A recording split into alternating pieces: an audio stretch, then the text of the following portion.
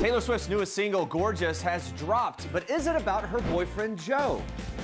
Prince William and Great British Bake Off star Mary Berry appear in an emotional new video to support grieving children and families. A Nebraska couple take hump day to the next level with a camel dressed in cocktail attire at their wedding. It's bizarre, it's amazing, and we've got it for you.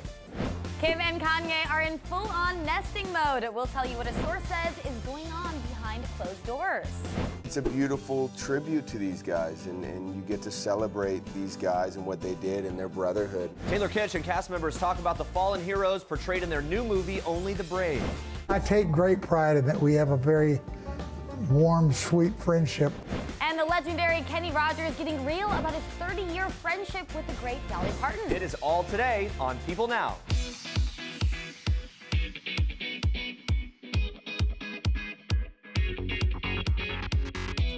All right, here we go. Happy Friday, People.com and Facebook Live. Welcome to People Now. Fridays are always a good day to drink some wine. Am I right? Yeah! Oh, you guys are already drinking? No surprise. What if the wine was orange? How about that? Yes? Woo! No? Okay, woo! Yeah. Well, in a little bit, we're going to be talking about this amber-colored vino. In honor of that, we want to know, where's your favorite place to drink some wine? Let us know in the comments below. It's our Facebook question of the day. But first, here's what you need to know and what's trending. Watch this.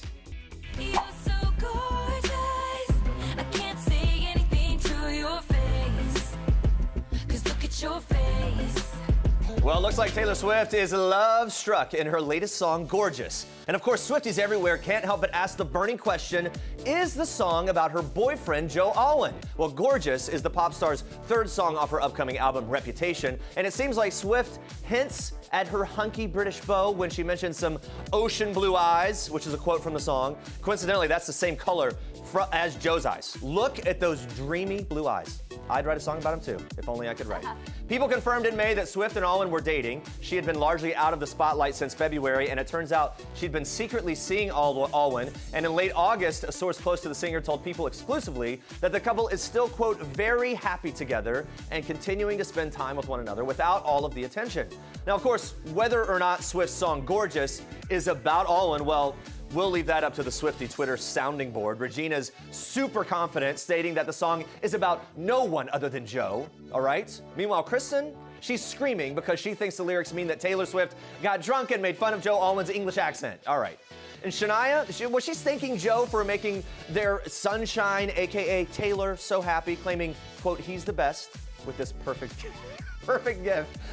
Blowing the kiss. Another Twitter user's just stating how catchy the song is, saying, actual footage of me listening to Gorgeous. Yeah, getting into it. Jay-Z likes it. Oh my gosh. Does Jay-Z really like it? I'd like to know. And, this user is just happy that Taylor mentioned her famous cats in the song, saying, seriously, no one makes fun of Taylor better than Taylor Swift. And then a little pun. Perfect. All right. Taylor Swift's new album, Reputation, comes out November 10th. Now take a look at this. If I had one more minute, that's a hard question. I would tell her I still wanted you to be with me. I just want to tell her that I love her. I would thank him for being a brilliant son. I think it would just be nice to look at her. To see her open her eyes. I'd remind her of all the wonderful things that she'd given us, and we'll never forget her. Is what I'd say to her. If I had one more minute, there's loads.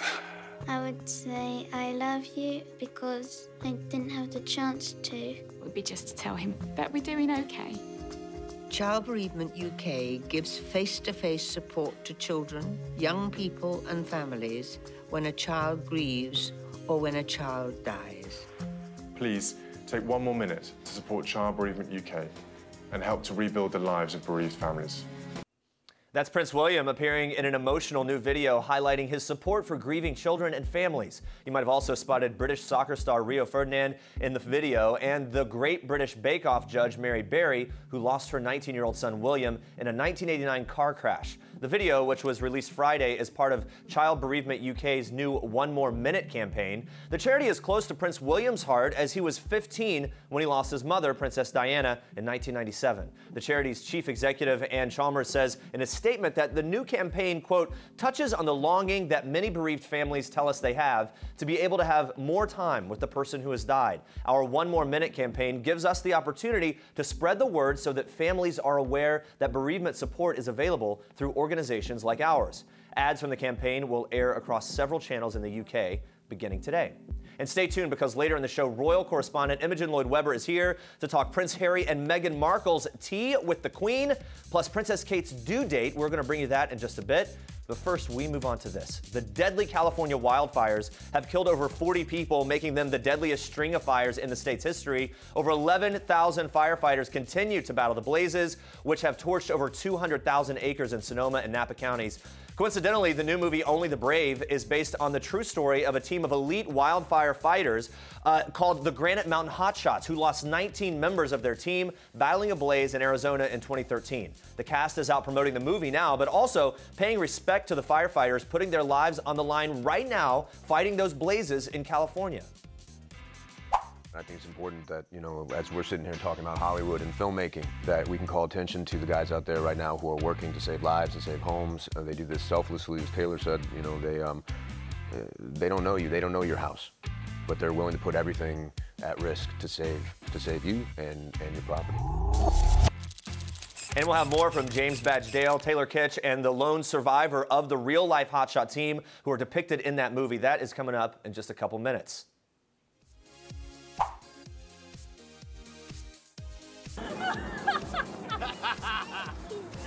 my gosh, it's hump day! Say it with me, guys. Hump day. Nope, just me. All right, my goodness, the Nebraska couple gave hump day a whole new meaning when they had a camel dressed in cocktail attire at their wedding. Zebediah, the camel, got the exclusive invite to Marcus and Ruth Brown's Wednesday nuptials in Omaha, Nebraska. The footage is truly amazing. Ruth had no idea the extra guests would be in attendance.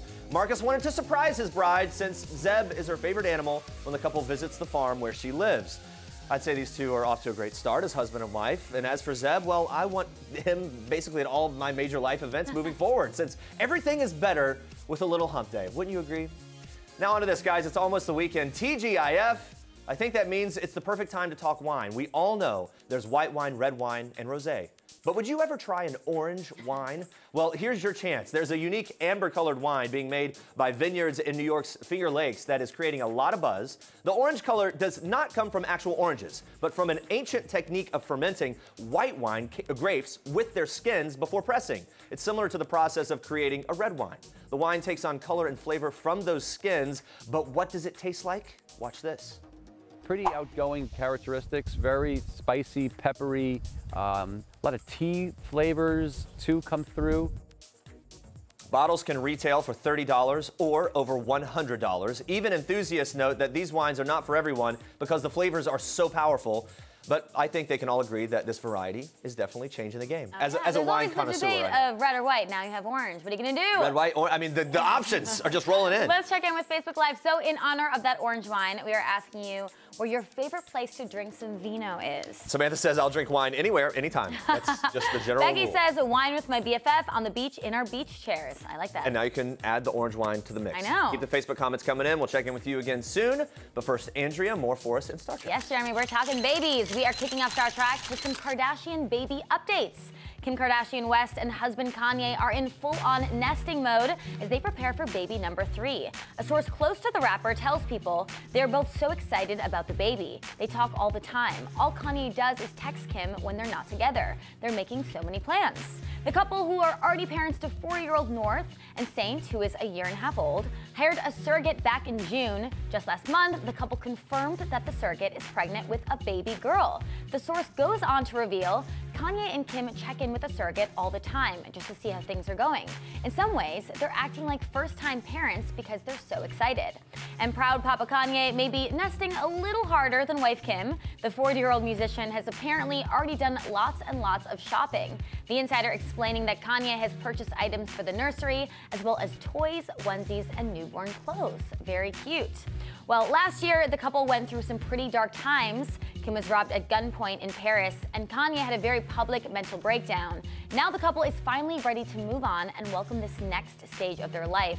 The source revealing this baby is a godsend to them. After their rough year, his problems and all their stuff, they needed this reset. They recognize that this pregnancy is a gift from God, and they're just so grateful.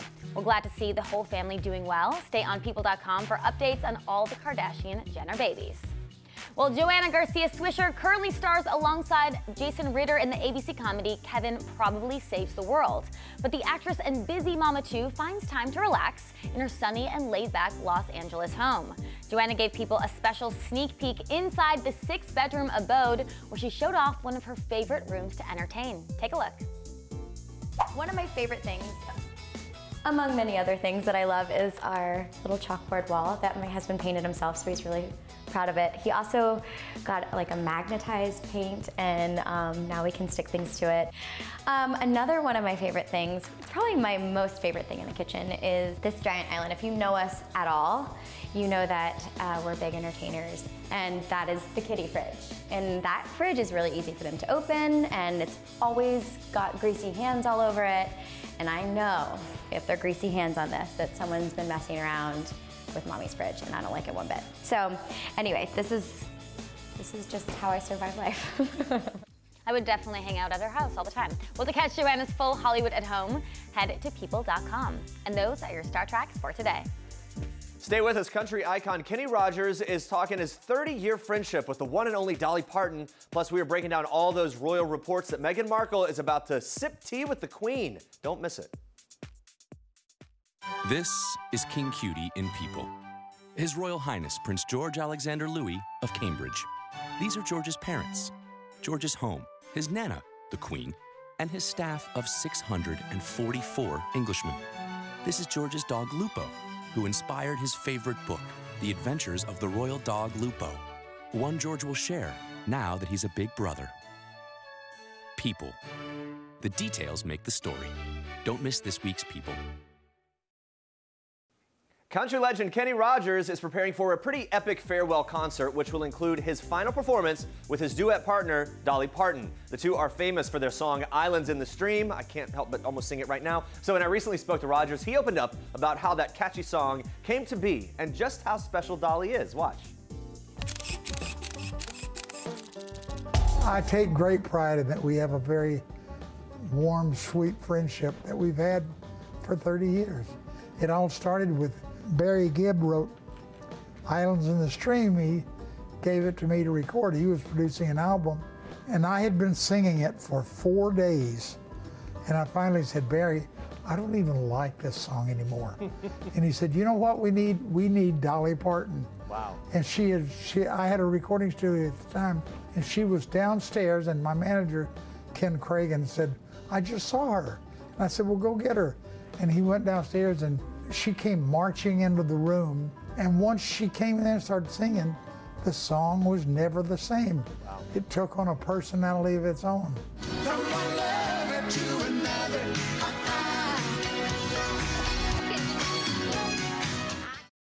Well, guys, this has been a big week for fans of the royal family, and here to bring us all up to speed is our royal correspondent, Imogen Lloyd-Webber. So nice to see you. Good to see you. Let's start here. First things first, big news yesterday that Prince Harry and Meghan Markle reportedly met with Queen Elizabeth for tea last week. Obviously, meeting the Queen is a huge deal, but tell us a little more about the meeting and why it is so significant. It was a private meeting with a monarch for the couple who have been dating for at least 15 months. They spent a purposely informal hour with the Queen in her private sitting room. Since Harry is 5th, and actually thanks to the new royal baby soon to be 6th in line to the succession to the throne, he has to have the Queen's permission to wed. So this is an important thing. It may not have even been Meghan's first meeting with the Queen. It's rumoured that happened over the summer at Balmoral. Between this, the Invictus Games, and the Vanity Fair interview, it's fair to say it's when, not if, Prince Harry will make Meghan his bride. Are you ready, Joe? I am. Listen, this is music to my ears. The level all of excitement. Of this. What's some of the etiquette that Meghan probably had to sort of observe and learn before meeting the Queen for the first time? You don't just walk in and shake the Queen's hand. No, you don't, Jeremy. Meghan would have curtsied to the Queen. The first time she spoke to her, she'd have used the words Your Majesty and subsequently ma'am pronounced like jam. So wait, not mom. Not mom. Not mom. Plus, there's a no touching rule, although you can shake her hand if she offers it. On these occasions, you follow the Queen's lead, so you don't sit or start eating until she does. The Queen loves tea time, by the way, Jeremy. She has her own blend of tea accompanied by sandwiches and often scones and cake. Ooh, can you have seconds when you're in that situation? Well, if the Queen does. Oh, okay. Or if she offers. I would hope for that. Also this week, Kensington Palace confirmed Prince William and Princess Kate's due date for their third child. When will we be celebrating his or her royal arrival? Their third child is due in April, joining Big Brother Prince George, aged 4, and Big Sister Princess Charlotte, aged 2. We also have the news that Prince William and Princess Kate will tour Norway and Sweden in early 2018 when she's well into her pregnancy. Wow. Yes, on the request of the Foreign Office, which is busy sending the royals abroad as part of a post-Brexit charm offensive. So I want to talk about something that's been trending this week as we've seen Princess Kate out and about again. There has been some bump shaming. What have people been saying about her? People can be very cruel, right? There's been various cruel comments online that Princess Kate is too skinny. I saw the word emaciated used in one particularly offensive post. Princess Kate has been suffering from hyperemesis gravidarum, and she's only around 3 months pregnant. Everyone carries differently. Princess Kate is very athletic and has always been trimmed during her pregnancies. Trolls just need to give it a break. Yeah, Jeremy. give it a break. She's Honestly. pregnant. Like, if there's anything, leave the woman alone. Leave her alone. All right, Imogen, thank you so much for joining us today, and stay on People.com for all the latest Royals news as it happens. This first season as Hot Shots is going to be tough. We're going to be traveling all over the country. We're going to be working harder, gone longer. So it's important that this Granite Mountain family pulls together. It's a beautiful tribute to these guys, and you get to celebrate these guys and what they did and their brotherhood. And I think that was a major focus in the film as well, is obviously these fires and the sacrifice, what they do on the line, but most importantly, the families in this brotherhood that keeps them, you know, it's a beautiful tribute to these guys. Taylor Kitsch is one of the stars in Only the Brave. It's our Toyota People Pick of the day. The movie tells the true story of 20 elite firefighters who headed into the hills of Yarnell, Arizona to protect the town from an advancing blaze back in June of 2013. 19 out of the 20 servicemen known as the Granite Mountain Hotshots lost their lives on that fateful afternoon. In order to capture the relationship and brotherhood of these men on screen, director Joseph Kosinski put the cast through an intense boot camp. But that wasn't the only off-screen bonding activity for these guys. Check it out.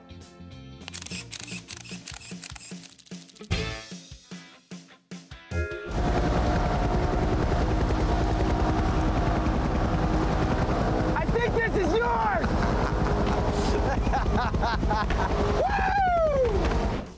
I did read that Miles Teller would have these basketball games. Yeah. So you want to know... Is this a drummed-up actor story, or did it really No, we didn't stop hanging out. I mean, we go to work 12 hours a day, and then somebody, like a basketball game, like, oh man, let's go. Reserve the court, 8 p.m., be there. So I want to know who took the basketball games the most seriously. Miles.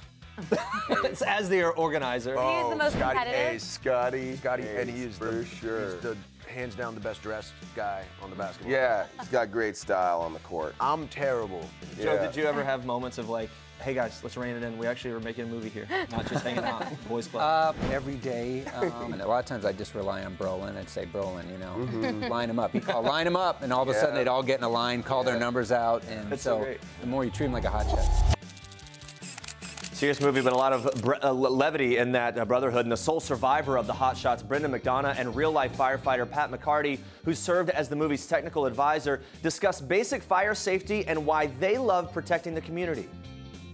I think in regards to wildfire, I think the best thing they can do is when they watch this film, they can see how the fire behaves and just become educated and informed and reach out to your local fire departments and fire service to learn about defensible space, and that makes our job so much easier when some of those things are put into place, and just you know, even just saying thank you, like that just goes so far for us.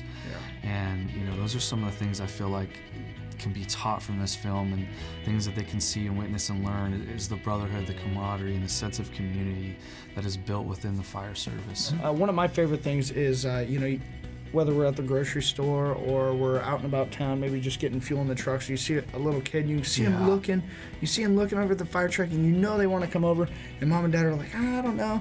Oh gosh, please just bring them over to the truck. Flag them down. Love to show them everything, you know, because you can just see that passion and that sense of wonder. So just come over and have a conversation. Say, hey, how's it going? You guys having a good day? You know, almost everybody I've ever met in the fire service just loves to get to know people, and it's a sense of giving back.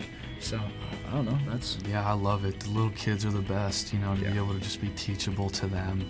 And this film does it in such a great way for adults to be able to see what these men and women go through, what our brothers stood for, and how authentic it is to the fire service, and just pays the highest respect and honor to the men and women that are working today and our brothers.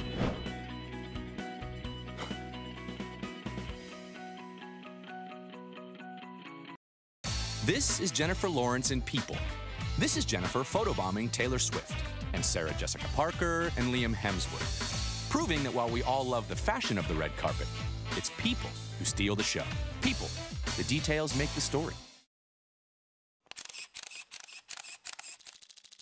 As my first child was slowly, it was, you know, princess and everything was pretty. And as we got a little bit older, I think she was around Chloe's age now. Chloe's 7. Never saw the movie, but I dressed her up as Linda Blair from The Exorcist. Oh, and I dressed myself as the priest. She finally realized that it's fun to scare people, and she knows that it's all fake and everything else. So she got that concept.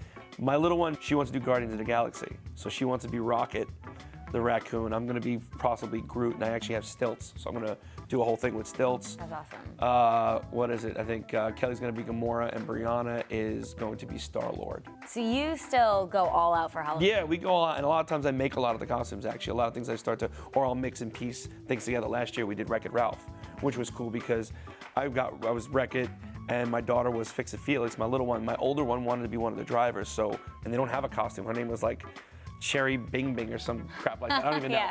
But I literally cut out, I got a dodgeball, cut it out, put a feather, burnt the feather leaves down, stuck it in, it's a DIY. And I put it on her head and it looks like a cherry. Well, who knew Joey Fatone was such a do-it-yourselfer? Well, since Joey is such a fan of Halloween, I put him to the test with some spooky rapid fire questions. Very spooky, take a look.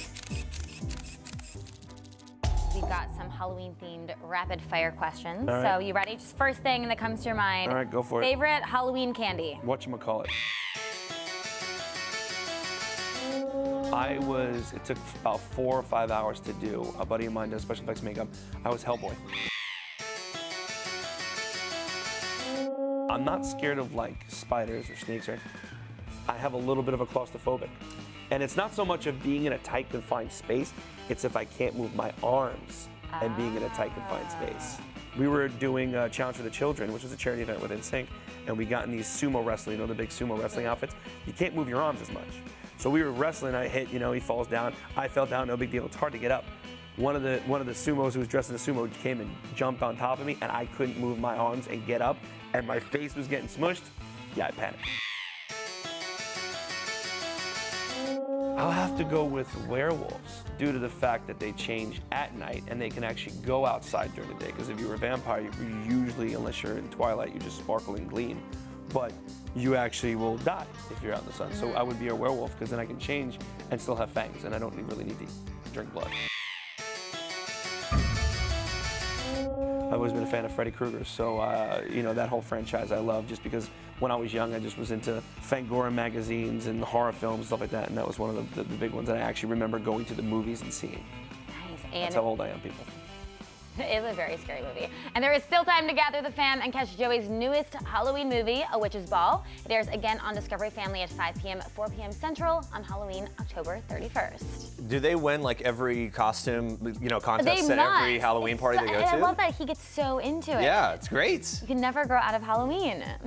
I guess not. I guess not. Let's check in with Facebook Live one last time. We're talking about that orange wine. Yes. Want to know your favorite place to drink wine? All right, Lauren says, at my neighborhood wine bar, low lights, red wine, and live jazz. That is great. Sounds amazing. The live jazz with it. Diane says, I would love to try the amber wine. I enjoy drinking wine when I'm relaxing on the front porch. And Allie says, love some vino with dinner and cheese. Yes, cheese and wine. All good stuff. Thanks for talking wine with us, guys. It's a good way to kind of kick off the weekend. It is. Coming up next week, country star Kelsey Ballerini is spilling some details on her upcoming wedding. Plus, Real Housewives of Orange County, Kelly Dodd joins us live. She'll fill us in on all the drama that's going on this season.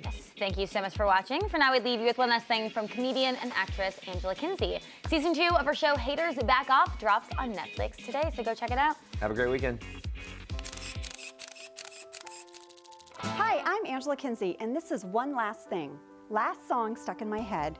would be from Beauty and the Beast. There goes the baker, da, da, da, da, that one.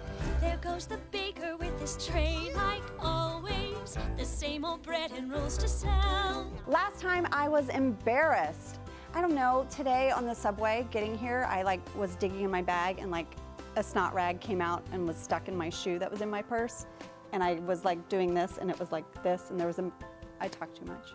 Last compliment I received. Yesterday, my husband said I looked really cute in my jeans.